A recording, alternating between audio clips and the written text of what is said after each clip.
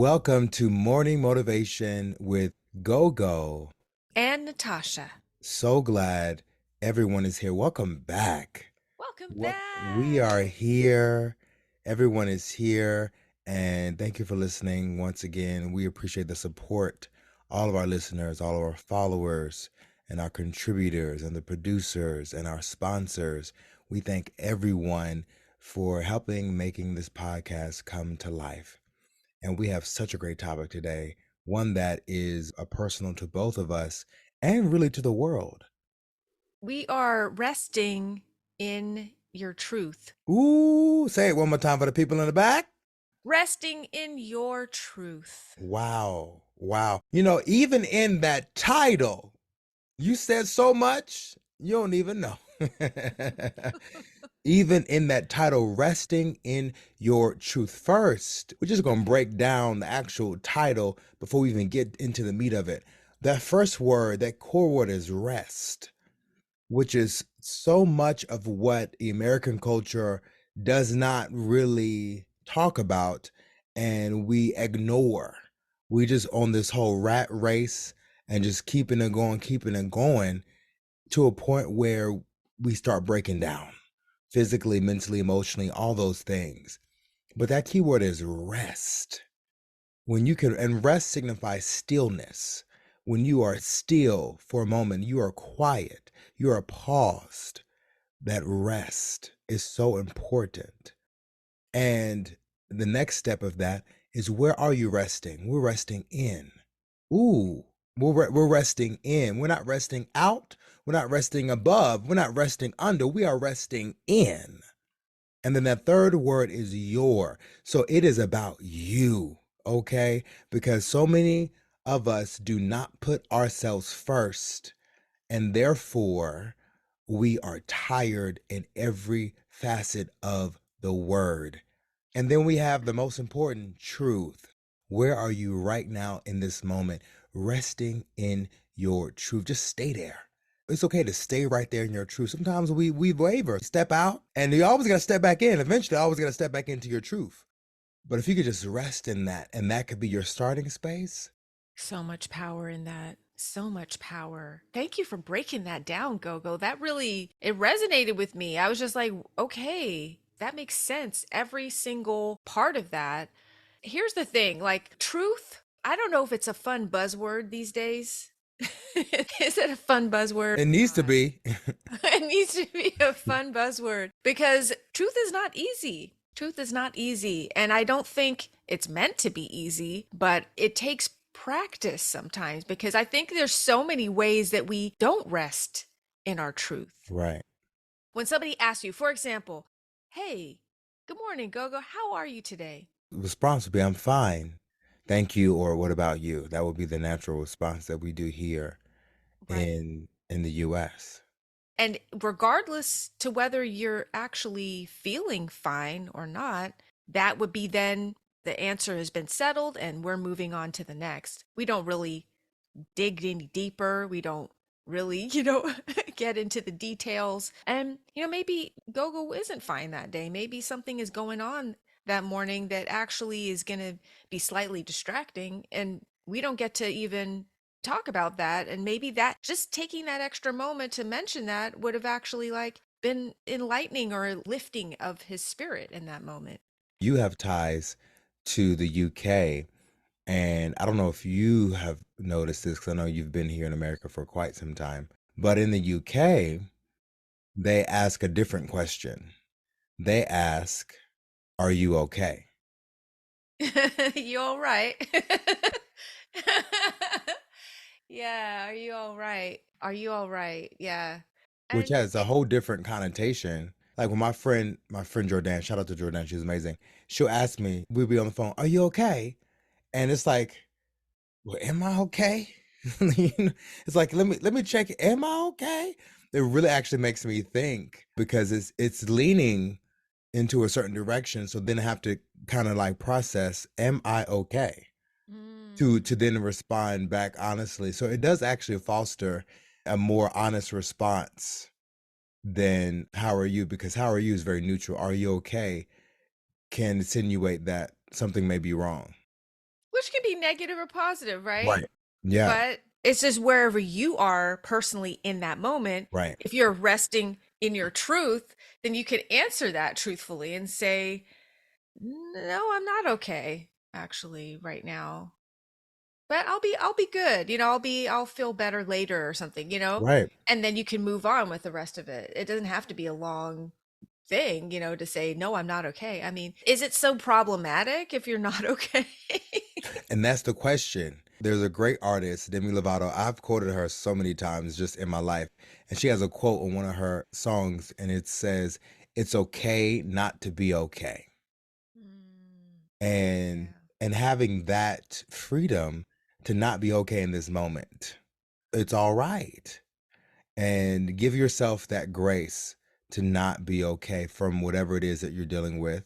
And that is okay because you will actually move on to the next moment because emotions, feelings are their stock market, like a stock market price. They just go up and down and they continue to go up and down. So we just have to just manage. We just kind of manage it and we invest in certain things that it takes us to a certain level or it takes us up, takes us down, one or the other. Yeah, they're fluid. They're Yeah. they're moving all the time. But sometimes when we ignore them, they can become a bit rigid, right? They can Mhm. just get a bit stuck. And especially if there's been a sort of socialization to where it's like, well, emotions aren't good to have at all, period. So just stuff them. Right. I mean, I don't know how many people out there can relate to this. If you grew up in sort of a socialization where it wasn't okay to have or feel an emotion, especially if it wasn't one that was just upbeat, happy, or, going to be in alignment with whatever the person maybe that you're talking with felt was appropriate in that moment. Right. And because emotions are so extreme emotions are seen as very peculiar. If anyone is involved in social media and you watch anything on social media, when there's an extreme emotion being expressed, you have a viral video. If someone is shouting, they're mad, they're at the ticket counter at the airport going off. And I'm not saying that's appropriate, but I'm saying when there's an expression of extreme emotion, everyone's watching. And if someone is crying on a video, it goes viral every time because we're attracted to that because what inherently is, and this is getting a little bit deeper, what it is we're attracted to the truth because in that Oh. moment, that person is expressing themselves honestly. And Mm, that is what we gravitate towards. And we yes. don't know that necessarily as a culture of why we watch certain things and why things resonate with us. But it's like, oh, wow, that's truth. That's truth. That person is speaking their truth at whatever it is. Yes, it's crazy. Yes, they might get arrested, but they're speaking their truth. And I'm watching it, you know? Right.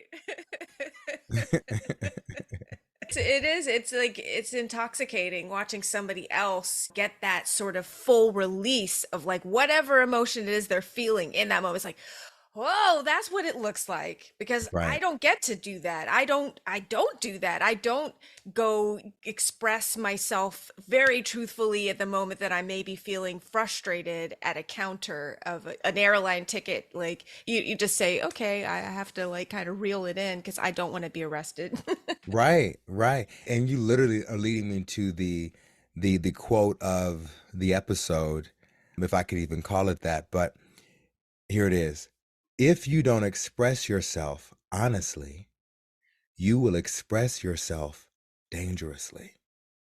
Ooh, I just did like, I just took a sip of coffee, but I'm just like, ooh, like sideways. Ooh, what? I just got hit with a quote. We laying it down on y'all because, and I guess we'll just go with this same scenario, this airline ticket moment of anger, expression, or frustration. So something led to that to be for that person to have that moment because I will say, and this is just my opinion, I'm not a professional, I'm just go. I will say that before that person got to that moment, there were some moments in their life from that day, from that month, where they did not express themselves honestly. And so it led to a build up of unexpression to extreme expression. And it was a dangerous release because the person that's emotionally intelligent and has throughout the day, throughout their week, express themselves honestly in a very concise way and like addressing something in the moment is not going to have a buildup of emotion because all that stuff needs to be expressed. So if you are emotionally constipated, you will mess around and take a shit at the airline counter and go off on somebody. I'm just saying. Okay? Can I get real with y'all? Can I be real? Y'all listening? He just got real. We might have to get the FCC a holiday today. I love it. It's true. Emotional constipation is dangerous. It's Oh my very gosh. dangerous. I can speak on it. I've been there like for a lot of the Was part. that you at the airline counter? Did I see you? No, I didn't. Not that time. You might have seen me. Let me tell you a story. This is a true story. So I didn't even realize this story would fit into today's topic, but it really does. So I was a patient at a particular, I want to say, I'm just going to break it down. They were a dermatologist office. Okay, so they were a specialist. And I was going there for, I actually looked back at my medical records. I was cleaning out some of my medical records this week. I was like, I don't need all this paperwork. And I was like, I was actually a patient there for more than 7 years. More than 7 years. So I remember going there the first year and meeting a particular representative at the counter who was a little abrupt, just a little disengaged, not very friendly in their engagement with me at the counter. And I said, "Oh, okay." And I just carried on in a pleasant sort of way and Yeah. said, because maybe they're having a bad day. Because that happens. You wake up, you have a bad morning. And I gave her the benefit of the doubt because I thought it's happened to me. It's okay. So I just let it go. Then you don't always go back, frequently to these places, but I did clock that she was slightly nicer to the person who came in behind me, just slightly nicer. I said, okay, well, maybe she just doesn't connect with my energy. Okay, that's fine. Next time I went, maybe a year later, same thing, same energy. I'm being pleasant. She's not being pleasant. I said, okay, all right. But she's just not very nice. I'm just going to leave her where she's at. Yeah. So I noticed this over the course of 7 years. Didn't say anything, but each year I was becoming angrier and angrier at the treatment. And I did actually then start to notice that she was treating other patients sort of similar. Like some patients she treated nicer, and some patients, she was a little bit gruffer and more rude and Mm, dismissive.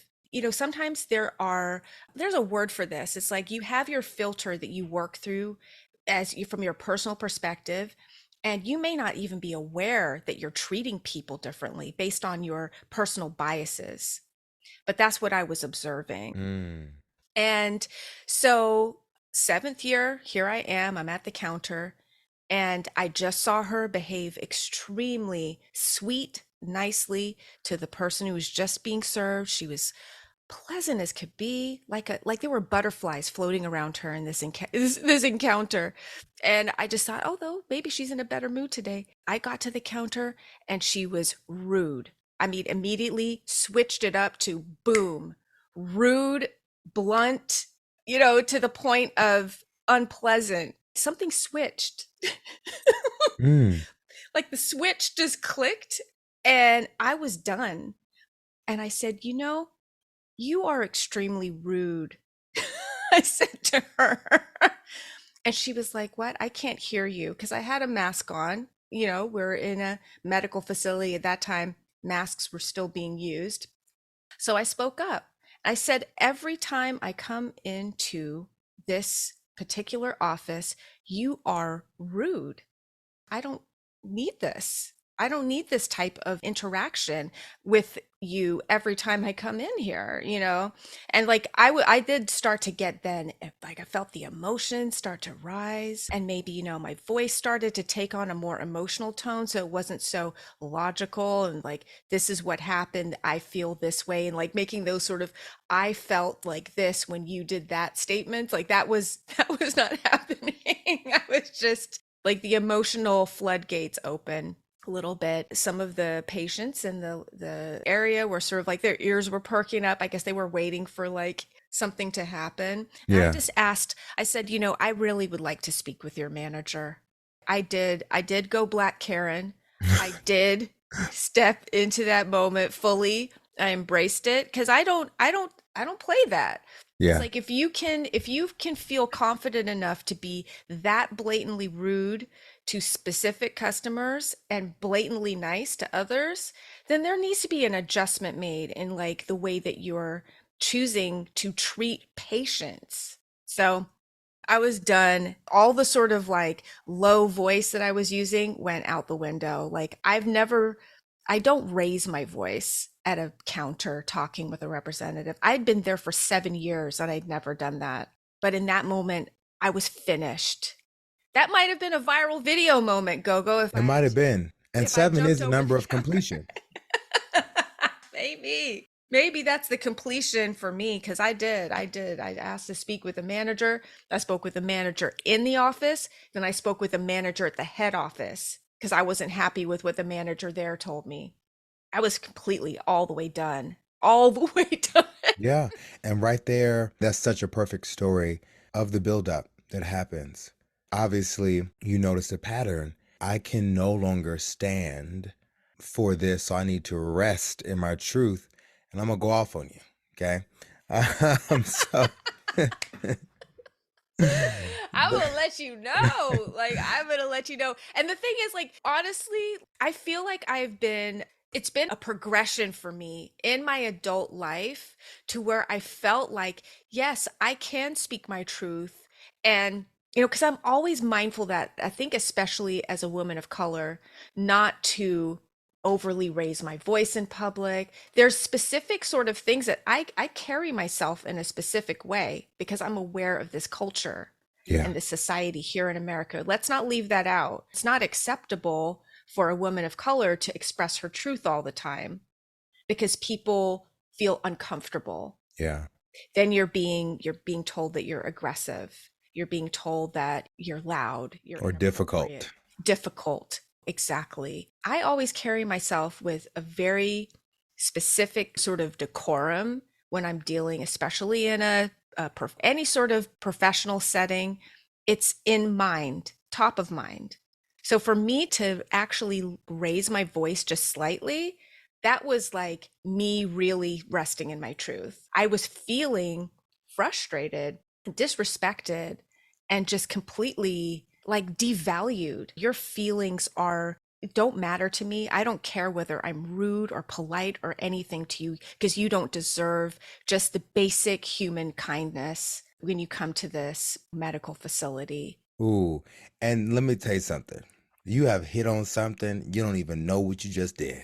Okay. What you're mentioning there is when there's a disrespect happening, when there's a neglect happening, we then have to ask ourselves in that moment of you dealing with another person, this thing is taking place. Now, when we flip the script and we look down on our piece of paper and we look down at our goals, are we neglecting our goals?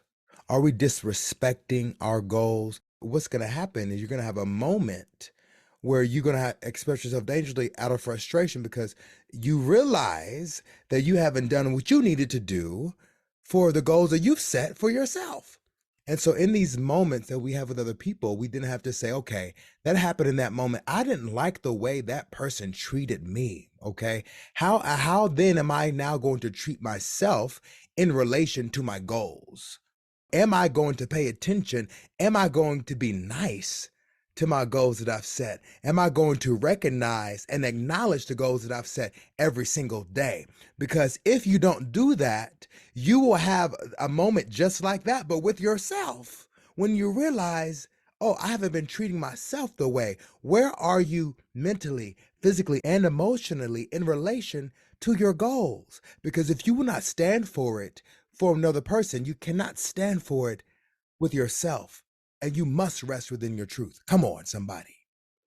Go, go. Let's go. That okay, and this is why we have these conversations, and we have these exchanges, because it's so true. You're asking, when you're facing this experience in the outer, this is the outer world, Yeah. this person was providing a mirror for me, Ooh. right? So when you really get to the deeper truth of the situation, this person could not respond to me in this way unless I, on some level, felt this way within myself. Ooh. Even if I'm not aware of it on a conscious level, subconsciously somewhere, there was some part of me that was projecting this, and she allowed me to see that as a mirror and reflected it back to me. Mm. And how am I then, exactly what you're saying, and when we're applying it to the other areas of our life, how am I disrespecting myself in these other ways in my life that I may not be consciously aware of? Right. Right. And you saying that it took 7 years for you to speak up about that situation. And then it's like, take that same amount of time. Where in my life have I not spoken up for myself where I need to? And that could just be an internal thing. Because if you are doing it with the airline counter person, surely you're doing it with yourself as well. Surely you're doing it with people that are closer to you. And I have friends that have trouble speaking out about something that is bothering them. And I'll tell a story of a friend of mine. Her and her friend, they'll go out and she'll pay for something and he'll say, okay, I'll pay you back. And he will forget about it or won't do it. And then when he pays for something, he immediately says, hey, I need you to go ahead and Venmo me right now. Go ahead. I need you to go ahead and send me that money right now. And he's very kind of biting about it. Whereas like there's stuff that he hasn't paid for, still hasn't like Venmoed her for back. And so she addressed it at a time when they were drinking and stuff, and she had said some choice words, and so it was kind of a dangerous expression at that moment, but it had been building up because she had not addressed it in the moment, and that's what happened. So we really have to take that mirror and say, where in my life am I not actually resting in my truth? Because when there's not a resting in the truth happening, there is an expression of dangerousness that's waiting to happen. And it will happen because it will be expressed in some way, somehow. We cannot avoid it. It may take 7 years, it may take 7 minutes, but it will be expressed. And if you don't regulate and if you don't have that check in with yourself at different levels, you have a moment that you might have to apologize for later. Thank you for sharing the story about your friend. And it brought up a great point about the fact of timing. You're at a social situation, you're inside a bar, per se.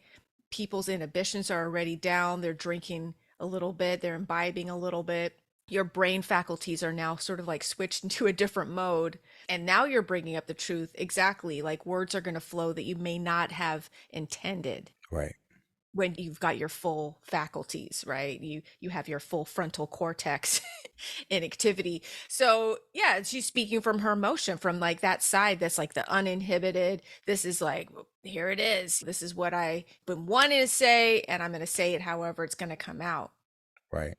And yeah, that is dangerous. Yeah. So yeah, timing is everything. We've got to be intentional about when we choose to express ourselves. That's, going back to what you were saying earlier, that emotional intelligence to be able to step in every moment and judge, how do I feel about this? Do I need to say something right now?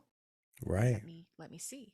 Yeah. And I've had that with myself because I've done a lot of mental and emotional work, and I was in a situation where drinks were happening, it was vibing and all that stuff. And it had gotten to a point where it's like, okay, I now no longer need to be socializing past that point of no return. I need to return back to my hotel room before before I do something, say something that's going to have a consequence that I don't appreciate.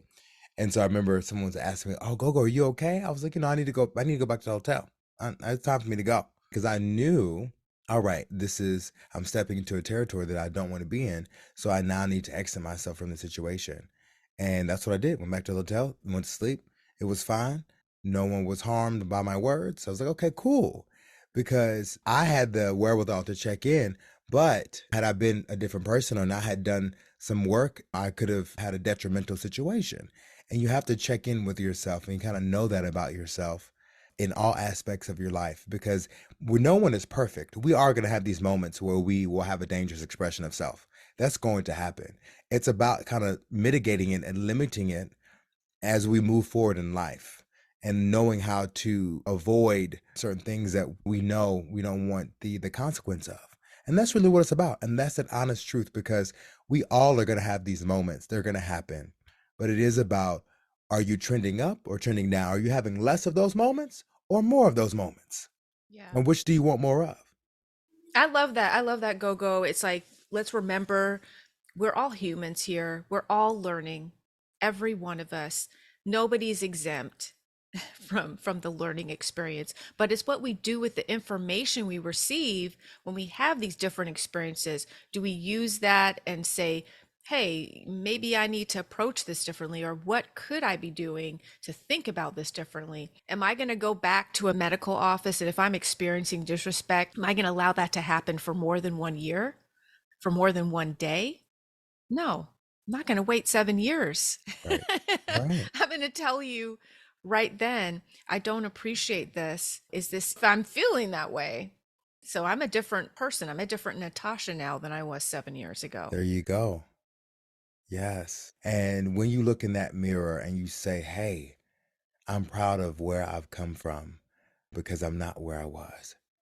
And you really can note your progress. And that's why we have to check in with ourselves.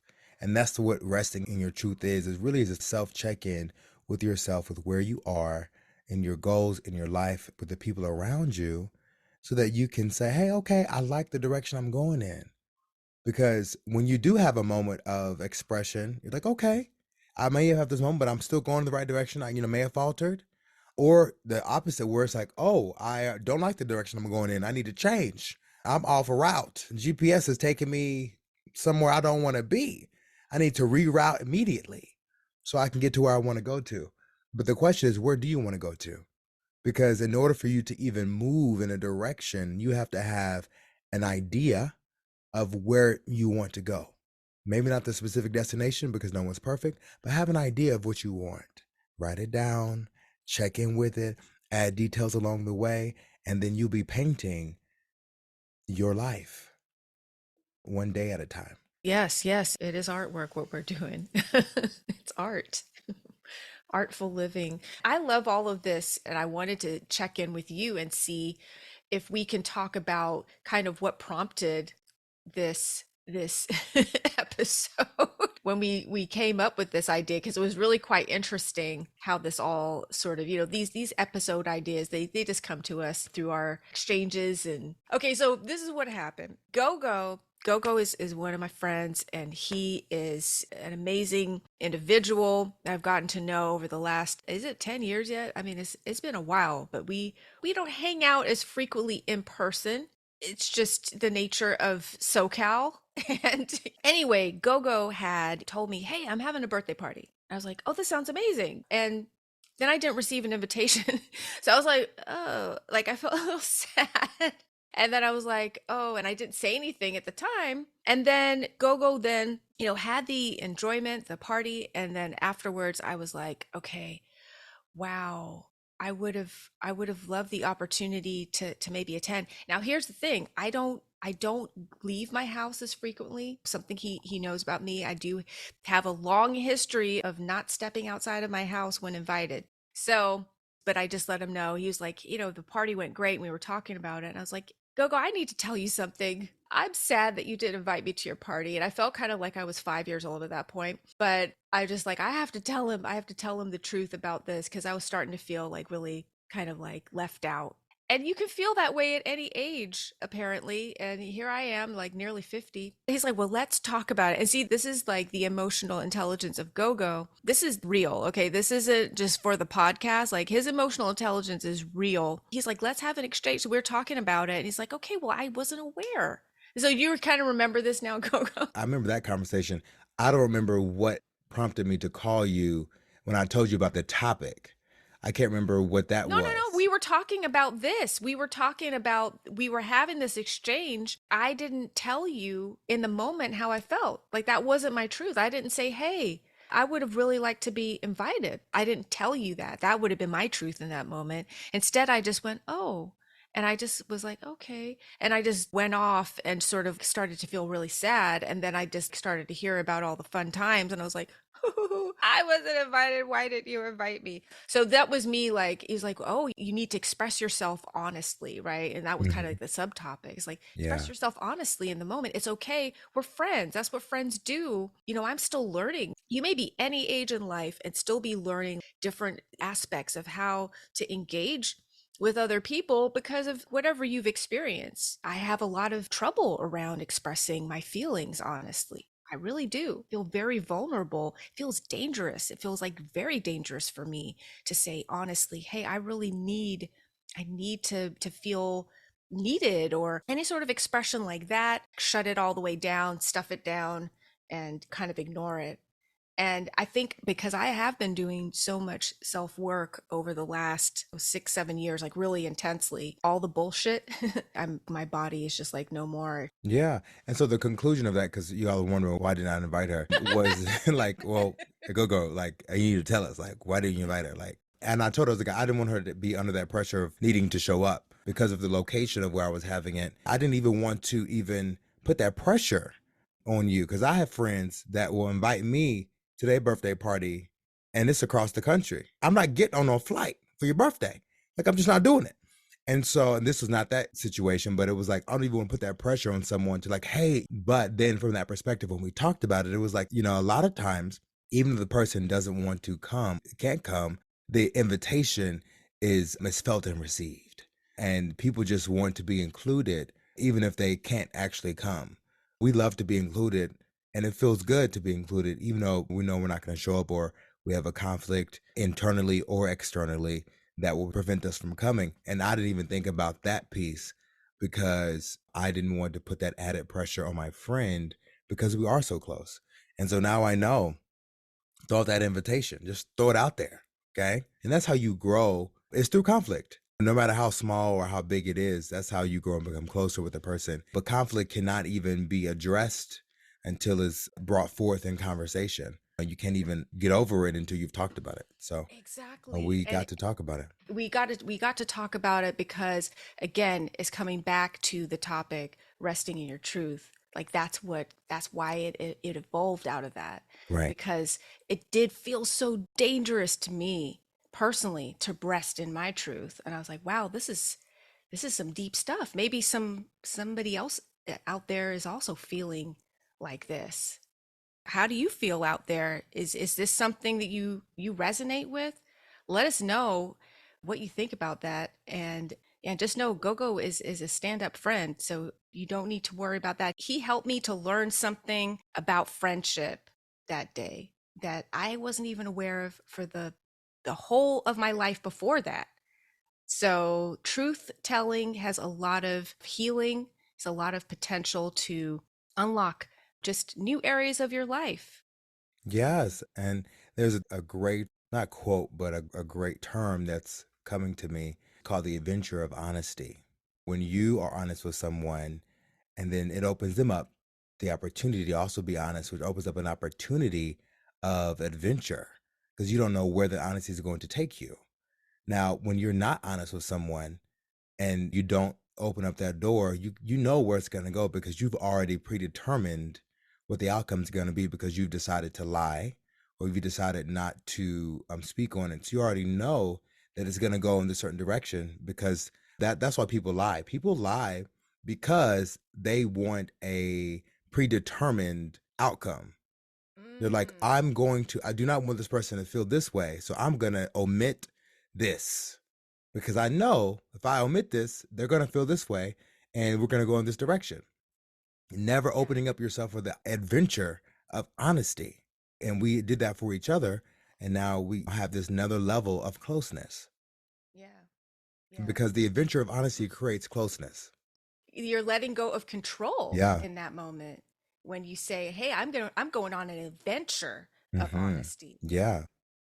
We don't Yeah, have a society, I think, that's built on an adventure of honesty. absolutely not. It circles back to what we opened with, which was, hey, how are you? That's a controlled situation in that response. So the question is, now we're getting even deeper. The question is, would you rather have control or have closeness? Because if you have control, that's going to create isolation. When you have closeness, that creates community. Oh, listen, listen. Oh, I'm running around the room right now. I got like air horns blowing. Boop, boop. Hit them with another one. We gonna add in the sound effects for y'all. It's gonna be popping.